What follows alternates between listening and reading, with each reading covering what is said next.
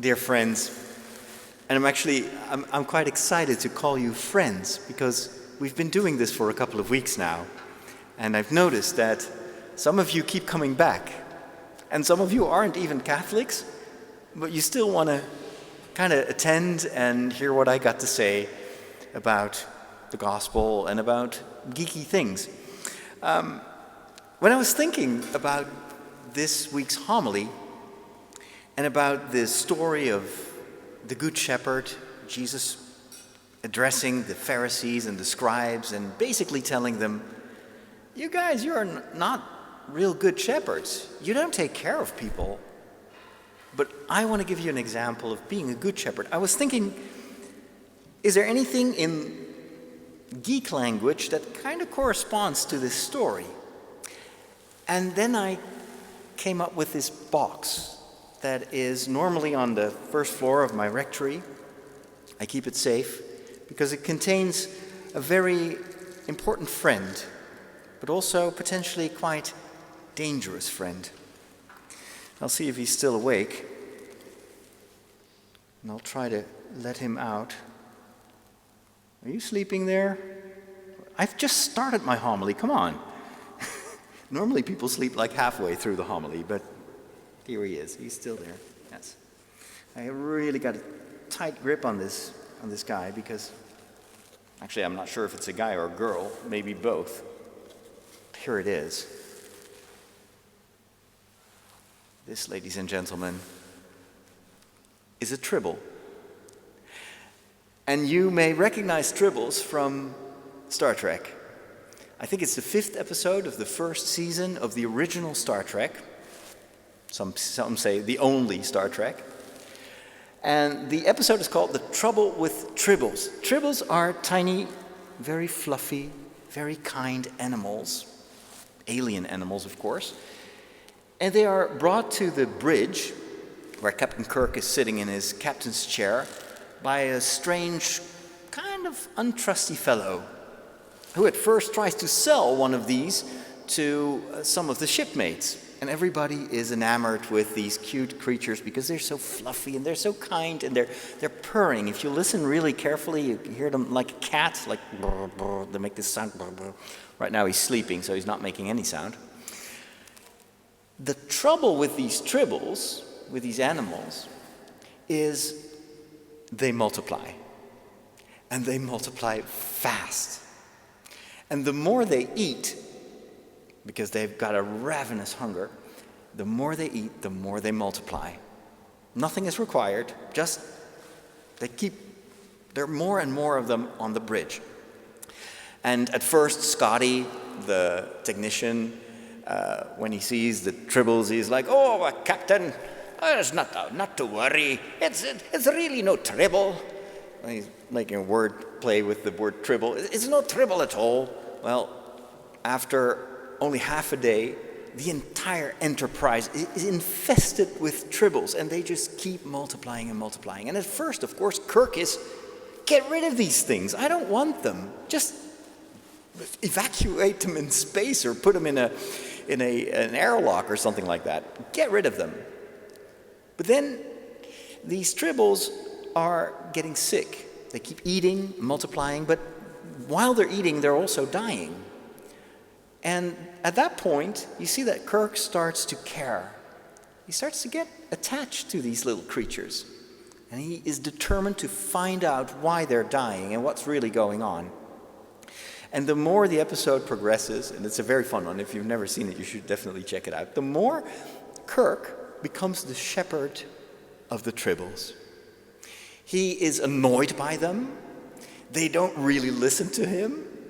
They're certainly way beyond his control, and yet he feels a responsibility. And I think that is a very good mirror of what Jesus is trying to explain to the scribes and the Pharisees. They are supposed to be shepherds. They are sent by God to the people that have been entrusted to them. They have to love these people and take care of them and protect them, give them spiritual food, teach them, give the right example so they can follow. And in all that, they have failed. they don't really care for the flock. They don't really spend their time and their energy into making sure that the people have enough to eat spiritually, that they find God. They are really not really worried about giving the right example. The only thing what they care about is showing off, being out there in the streets and showing how important they are and have people greet them with veneration. But their heart is very far away from the people. At one point, these Tribbles are so frustrating for Kirk that he doesn't know. But on the one hand, he loves them, and on the other hand, he wants his ship back, and so he doesn't know what to do. Kind of similar to what I think happens often with God, who is our ultimate shepherd, of course. We often behave like Tribbles. We love to eat. We multiply. We are obnoxious. We don't listen. We wreak havoc. There are too many of us sometimes than is good for our planet, for the world. We fall ill. We give God, if God were human, so it's anthropocentric language here. If I were God, I would be seriously annoyed by the people, but not God, because he's a good shepherd. And even if we sometimes behave like Tribble, he still can't stop himself from loving us. And he wants to help us, and he wants to save us. And whenever we're threatened, just like Captain Kirk on the bridge of the Enterprise, he wants to save us. He wants to make sure that we're okay. So at the end of the episode, they find out what's going on. There's a Klingon who has infiltrated and who has poisoned the grain that these creatures are eating.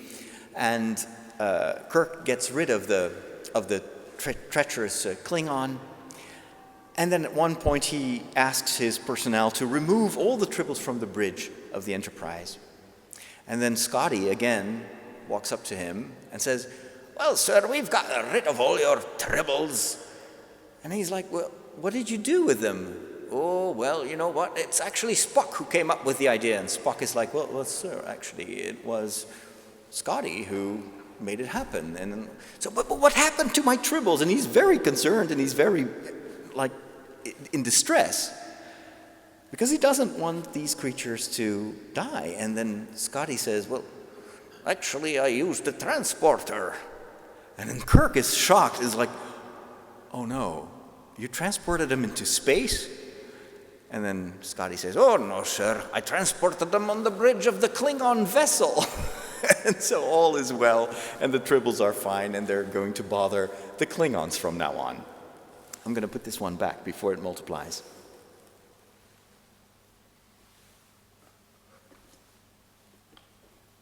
All right.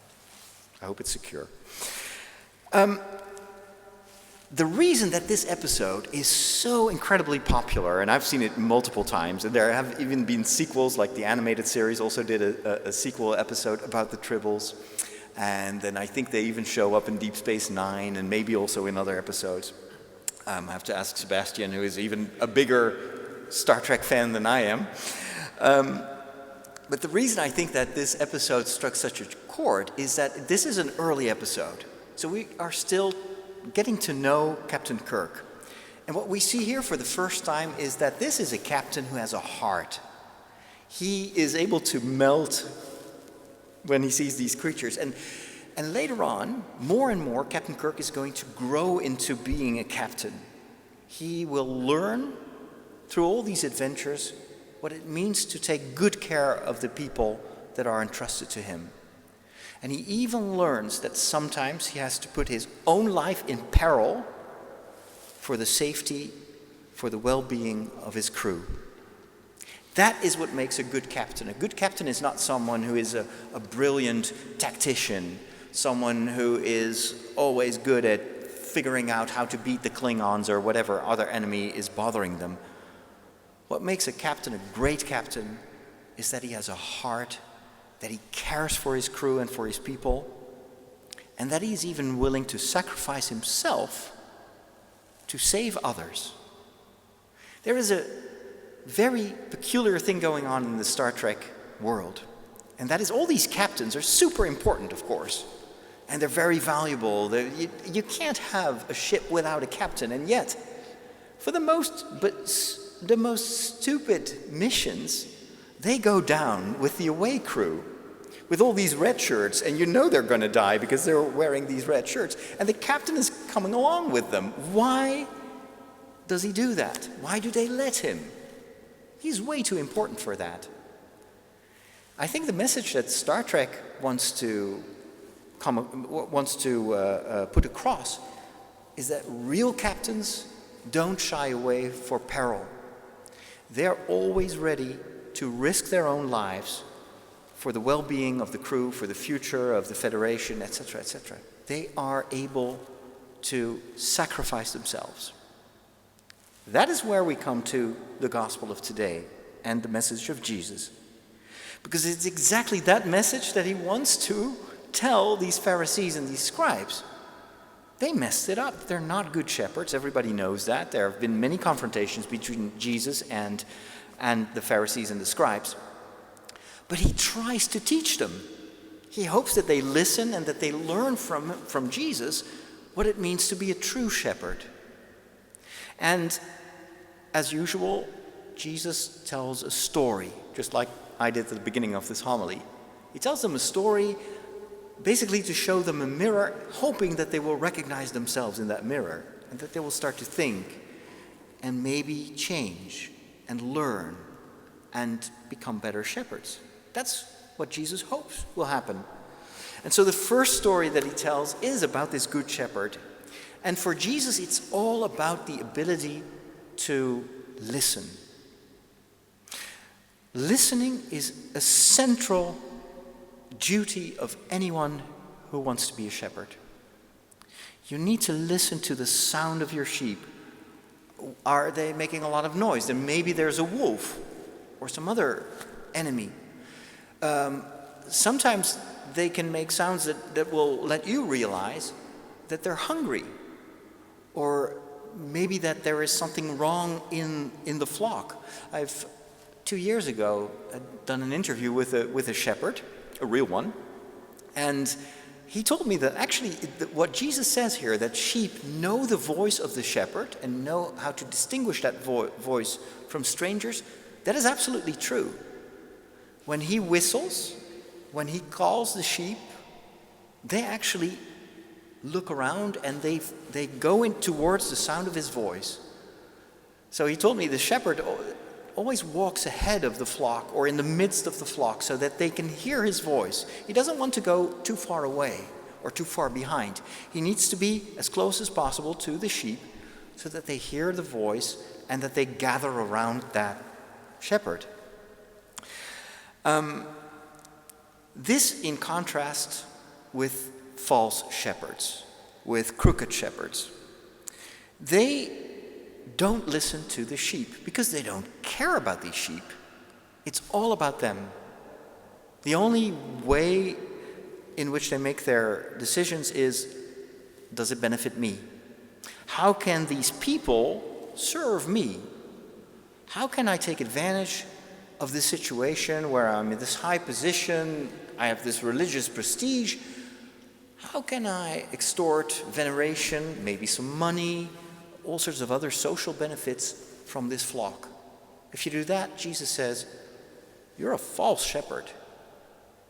You're basically someone who steals these sheep away from the real shepherd.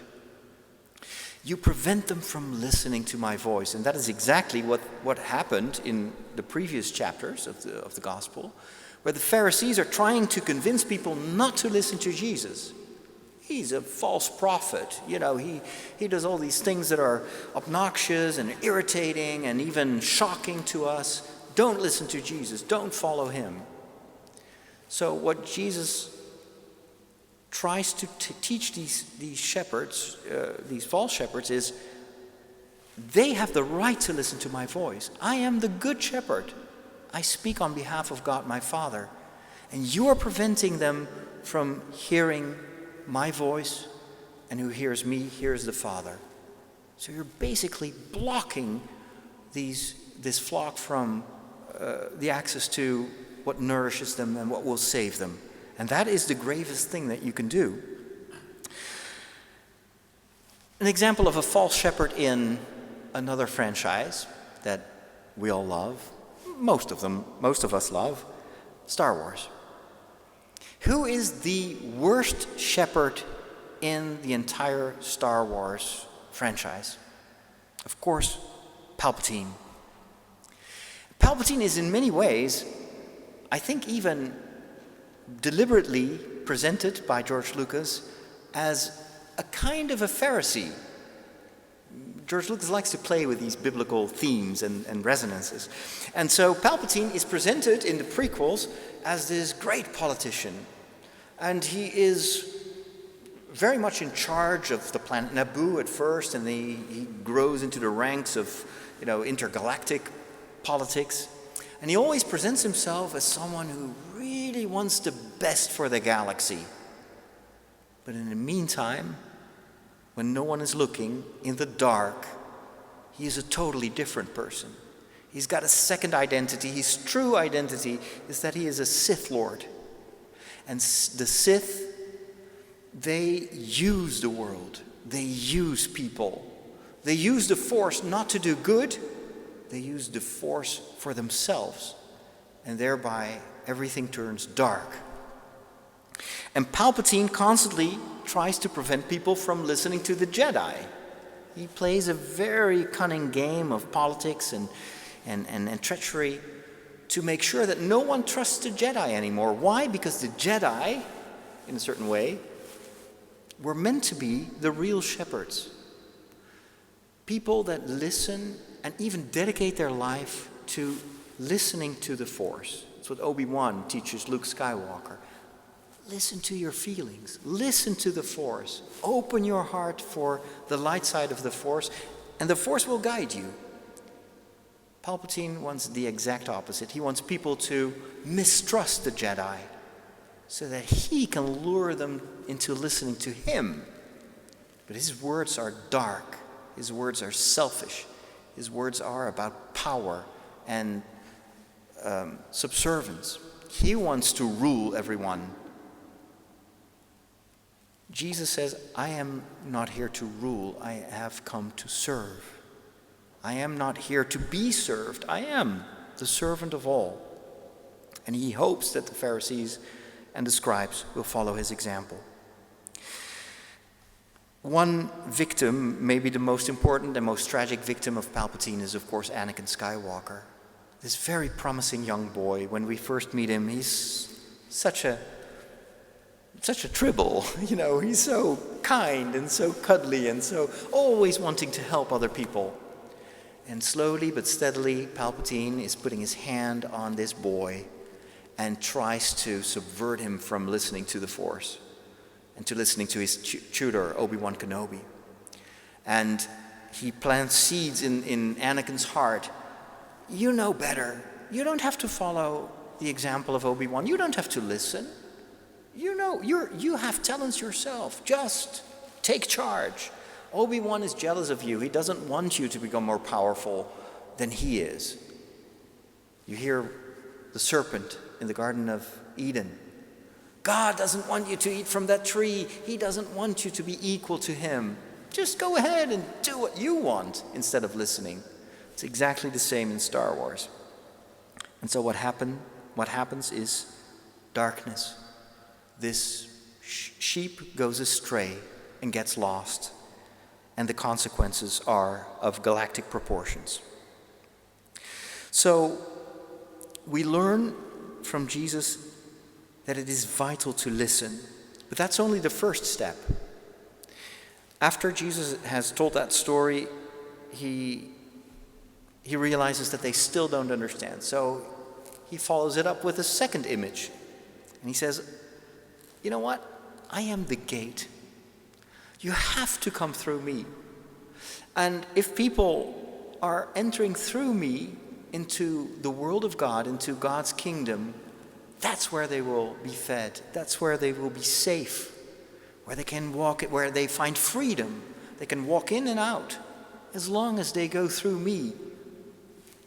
They are where God wants them to be. Whereas these scribes and Pharisees, they're breaking in. They try to rob these sheep. They try to remove them from this safe environment of God's kingdom and God's will, and to put them in peril just by egotism and by inspiring egotism in people.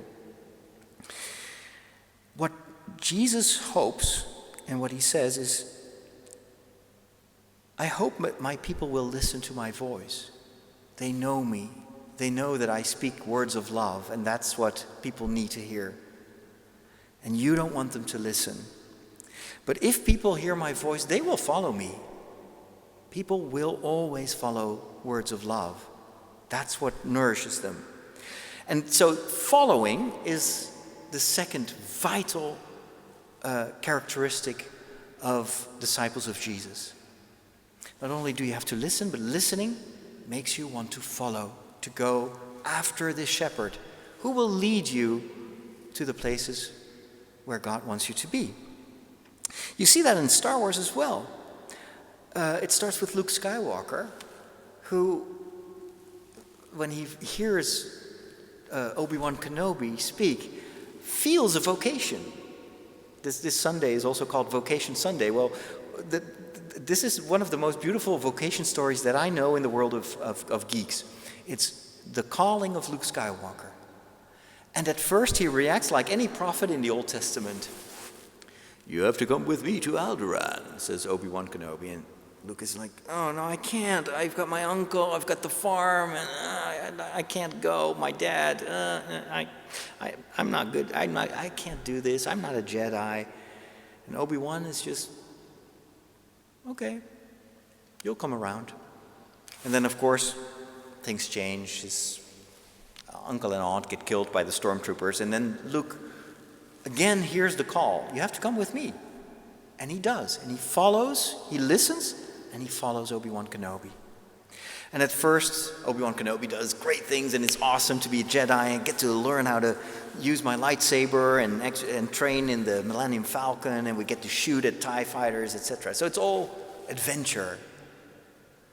But then the road gets much more difficult, because following is not just following to stuff that you like and that energizes you, but if you follow a true master or a true shepherd, you may have to follow him in what makes a shepherd a good shepherd, what makes a captain a great captain. It's not just knowing what to do at all times, but what makes a great captain, what makes a great shepherd is the willingness to sacrifice himself. And that is what Obi-Wan Kenobi does at the end of episode 4. He sacrifices himself. He lets himself be killed by Darth Vader so that Luke Skywalker can escape. The future of that disciple that was entrusted to him is more important than his own life. Jesus defines that as true love. The highest form of love is to give your life for your friends. And that is what Obi-Wan does. And Luke is called to do the same. And it doesn't happen right away. It actually takes 4 more movies before he does. And Luke Skywalker also sometimes fails at being a good listener and a good follower. When we meet him at the beginning of The Last Jedi, he stopped listening to the Force. That's what he tells Rey. Rey wants to become his disciple, and Luke is like, get out of here. Who are you? I can't teach you. Ultimately because he stopped listening himself.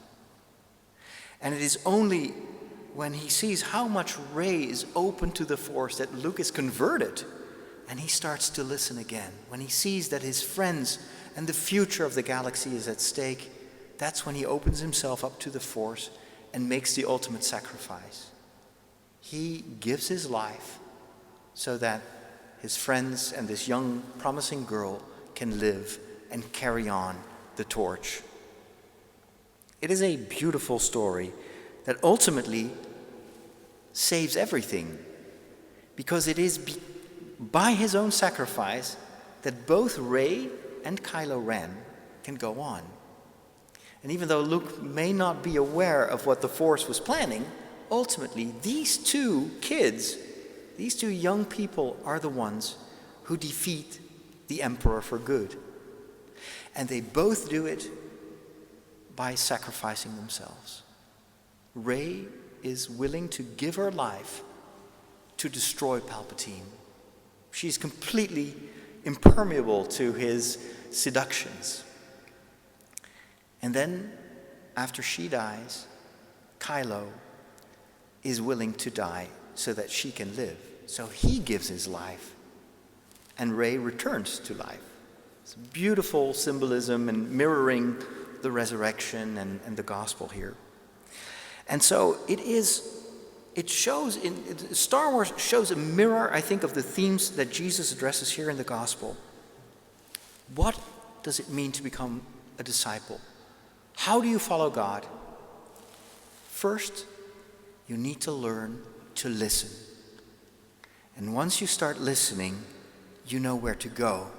So the second thing is, you have to follow that voice that you trust. And you follow, and while following, you will learn. You will discover. You will fall. You will fail. You will make mistakes. But if you keep listening and keep following, you will start to learn what to do. And the ultimate lesson that you will learn is that the greatest thing you can do with your life is to give. And the greatest thing you can give is your life. And if you're willing to sacrifice your life, that is where you will find it forever. For my fellow Trekkies, who are now dismayed that I've been talking about Star Wars for 20 minutes, you know who followed this path in Star Trek? Data. Data strived his entire life. Data is an android, but he wanted to become human. He's like Pinocchio. He wants to know what it takes to be a real human. And he is a very good listener. He imitates the jokes to learn what it is what humor is about. He follows the example of everyone around him, and especially Captain Picard, who is kind of his shepherd in a certain way, his captain, and he wants to be like Picard. And ultimately, he becomes more and more human. And his story arc ends with perhaps the most noble human deed that you can do. And that is, he sacrifices himself to save Captain Picard. Because Picard gave the example, always willing to sacrifice himself to save Data, to save the crew. And now you see that Data has become the perfect disciple of Captain Picard. He dies so that Captain Picard can live and can give us, hopefully, many more seasons on Amazon Prime. I hope this inspires you. Sorry for the advertisement, this is not sponsored. But the world of Geeks and the world of the gospel are not that far away, because they both talk about what makes us human, about our vocation in life. Listen, learn, follow, and give. Amen.